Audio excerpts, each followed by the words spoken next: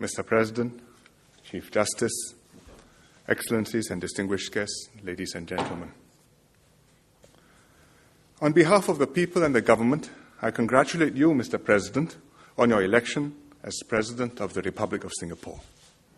You are our 7th President to hold office and the 3rd elected President in Singapore's history. You are taking office at a critical point in Singapore's economic and socio-political development. The global economy is deeply troubled. The economic problems in the US and EU will take years to resolve, even assuming they muster the political will and consensus needed. In the short term, there's a risk of relapsing into a second global recession. Singapore is vulnerable to these external problems, so we should be prepared for turbulence ahead. Fortunately, Singapore is in a good position. We have a vibrant economy, a capable and hard-working people, and substantial reserves built up prudently over the decades. These give us the resilience and the resources to see us through the worst storms.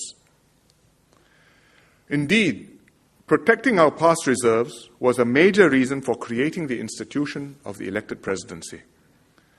Our past reserves are our rainy day funds, which are not just for today's Singaporeans, but also for our future generations, our children today and their children tomorrow.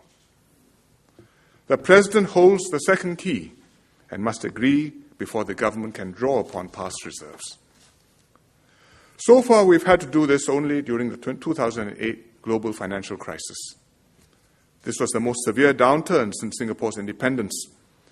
The government sought and obtained President S.R. Nathan's approval to use part of our reserves to guarantee bank deposits and to fund the jobs credit and loan schemes as part of the resilience package. This was crucial to saving Singaporeans' jobs and stabilizing our economy in a crisis.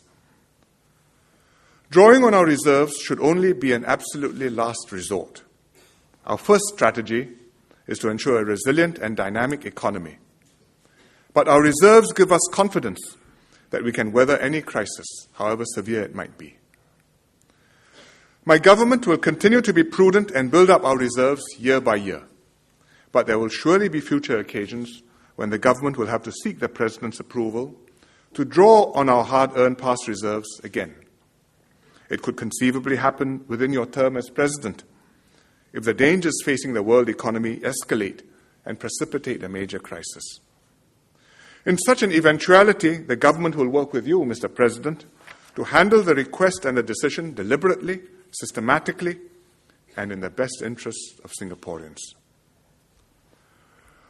While a strong economy will always be a priority, we must also build a united society which leaves no Singaporean behind and a well-functioning political system that delivers good government to Singapore. Our society is changing. We have a growing elderly population who did much to build today's Singapore and deserve support in their silver years. We have a younger generation who grew up in a more stable and prosperous Singapore and have different aspirations for the future. Our politics will evolve to respond to these changing social conditions and aspirations. This is natural and necessary. These social and political changes manifested themselves in our recent general and presidential elections. Both were fiercely contested. In the presidential election, some candidates championed various policies while campaigning, even though policy making is the responsibility of the government and not the President. The debate was intense, at times even divisive. But now both elections are over and voters have decided. We need to come together again and move forward as one people and one nation.